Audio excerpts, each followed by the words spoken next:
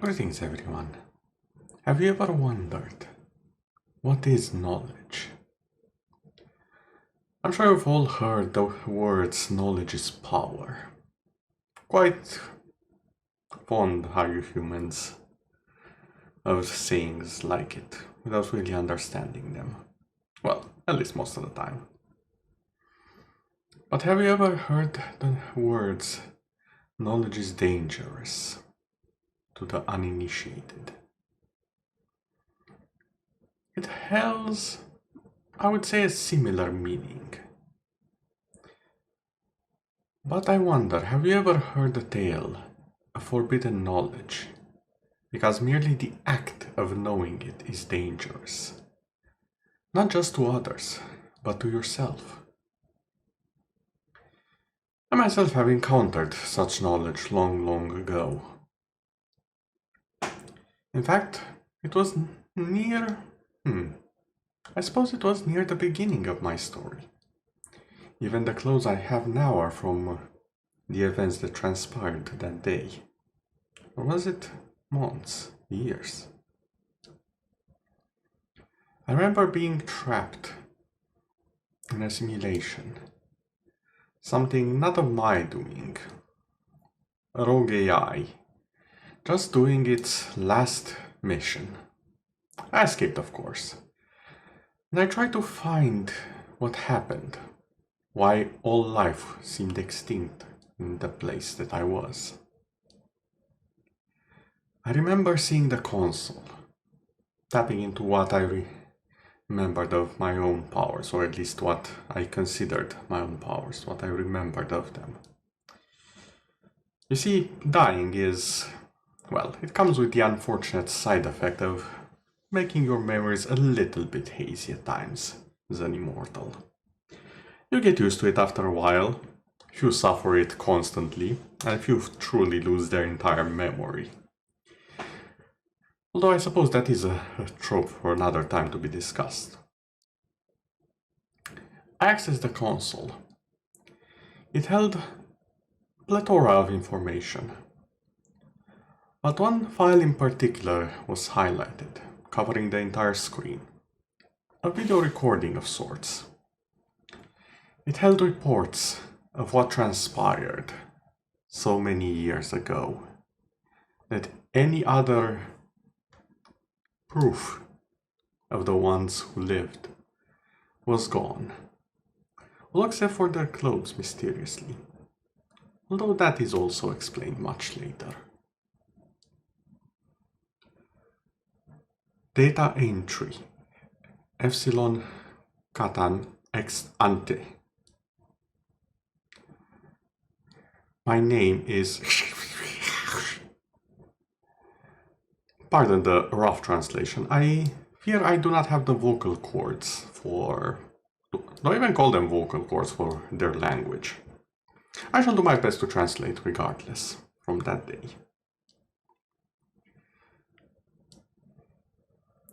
The one who made the record was an arbiter, a position of high power. He was tasked with overseeing everything in that world. Highly advanced, very connected. They had successfully eliminated wars, famine, discord among each other, even hatred. Although I fear the last one was a bit recent. Their last crime was about 300 years ago before this recording. An incident known as the Blackout Spike. A virus was sent out to all of those connected by their network. And while the initial intent was of a terrorist origin, one who did make the virus had a failsafe of sorts. He managed to reconfigure it, made everyone understand each other. Barriers were broken, hatred just vanished. For 300 years, that world, even if the methods by which it was achieved are arguable and highly discussed among many others, they did, however, achieve peace and understanding for 300 years. However, something happened. A little bit of information found its way. And it's not certain how exactly it happened. Was it a picture? A whistle? A sound? Perhaps it was mere accident. Perhaps it was madness tapping into the forbidden unknown beyond the stars. It mattered not. People started vanishing. At first, no one paid it mind. No one noticed. It was as if the people vanishing stopped existing or never existed in the first place. And yet there were inconsistencies. Numbers did not add up. And the arbiters noticed. They started looking around. But the closer they got to the truth, the more they vanished themselves. It didn't take long to realize something was hunting them down, their entire civilization. And then it happened. A mere warning, a mere word. It's not anything unknown, not anything special, but the meaning it carried shattered everything. It knows. Those words, obviously in their own tongue, spread like wildfire throughout their networks, social, military, be it visual, text, or simple information straight into the brains, or the equivalent of brains to be fair. This caused mass panic. People started vanishing at increasing rates all over the place. Some managed to post a bit of information of what was happening. However, that only accelerated the process. Some said they were being hunted. It accelerated the process. Some said it knows. It accelerated the process. Some said they tried fighting it. Disintegration arrays did nothing. It accelerated the process. Some say it looked uncanny, unlike their creatures. It had multiple legs and arms, multiple tails. It was like a mishmash of all of its victims, constantly converging and spewing out at the same time. Not just that, but a new information surfaced. You can't understand what you see at the corner of your eyes, and it will always stay at the corner of your eyes. That gave a bit of hope. They thought if they can see everything, it will not hunt them down. But that just accelerated the process. It hunted down every single last being out there. More and more bodies adding to it. Although the bodies weren't really the issue, it never needed them. It didn't have a body. It was just another means of accelerating the process. The real problem was the absorption of the minds. It knew anything those who have disappeared knew. It knew how to hunt, to terrify, to scare. It knew what made them safe and how to avoid it. Worse yet, because it was information in its purest form, physical obstacles did nothing to stop it.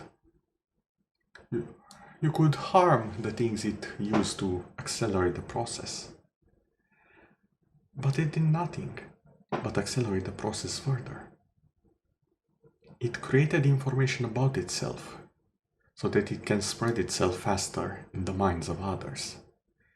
And when it reached a point where it considered you no longer useful, well, it found a different way to accelerate the process. You might have noticed by now, it seems a bit repetitive, almost programmed. Personally, I consider it to be a type of virus. Not of the computer kind, no. But a virus in the network of thoughts of all sentient beings. Simply knowing of it alerts it of your location, your fears, your doubts. At that point, it already knows everything you know. It's already hunting you. You just don't know it yet. And you start noticing it, ever so slightly. And at some point, you'll tell others. After all, what else is there to do but warn those who might still escape? And in doing so, you will doom them as well. An inescapable death sentence, whose only hope is that you will never notice. Now you might be wondering, what did happen? And to be fair, the story would have ended here just fine. But I feel like I owe you the continuation of it. I did mention the clothes were all that's left. It took the bodies, though. Well, the very suit I wear now is made in memory of those clothes. Or at least something similar. A little memory for the days gone by. For the lives that have lived, so that they may not be forgotten. I myself was the target of that creature. I remember searching around the information network as fast as I could, desperately. Me being a type of immortal, or at least so I thought, I had some interactions with the thought network, the one some call the synapse. I could feel it coming. I could feel it stare over my shoulder, even though if I dared to turn to see it, all would be lost. I felt it get closer and closer. I held my fist closed tight as I searched more and more information. Every bit bringing it closer, accelerating the process. Until I realized, if it is the virus, then what am I? I'm not like the others in the network, and I'm one of the few that can access it without it. And so, for the first time, I asked probably the first question every sentient being with access to the network should ask. What am I to you? The answer given was unexpected and yet welcome. One of the three types of higher immortals. A resonator. Although they have a different name. The administrators of the thought network. If this thing was a virus, then I was a programmer. Needless to say, I quickly figured out how to deal with it. Perhaps it was my inexperience at the time that caused me to panic. But without that inexperience, without that fear, I doubt I would have found the answer. Funny how some things work. When pushed to the brim, when cornering your prey, you risk it biting back. Now the question remains though. I did defeat that thing. It didn't show any signs of continued existence after I was done with it. But I always do wonder, if such information about it were to arise again somewhere at some time, would it accelerate the process once more? Good night, everyone.